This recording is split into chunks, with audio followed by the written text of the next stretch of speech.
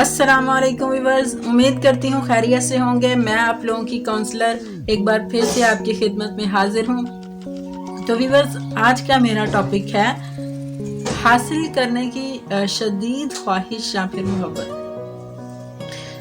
किसी को हासिल करने की शदीद ख्वाहिश और मोहब्बत के फ़र्क को तो समझते हैं ना आप लोग, या नहीं? देखिए, ताल्लुक हमेशा सच की बुनियाद पर बनाएं।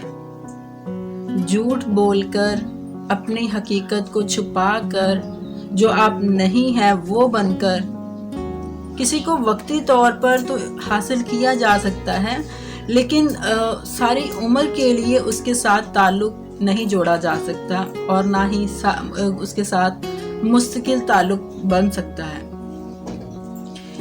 देखने में ये आया है कि कुछ लोग दूसरों को तो धोखा देते ही हैं, मगर दूसरों के साथ साथ खुद को भी धोखा देने से बाज नहीं आते। ऐसे लोग दूसरों को हासिल करने की शदीद ख्वाहिश में मुब्तला होते हैं।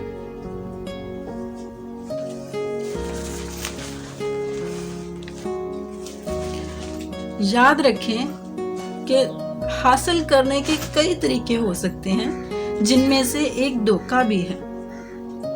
याद रखें कि आप धोखा देकर किसी को हासिल तो कर सकते हैं, मगर जब उस हासिल को आपकी हकीकत का पता चलता है तो उसके बाद आपका जो भी हाल होगा वो आपका अपना कमाया होगा।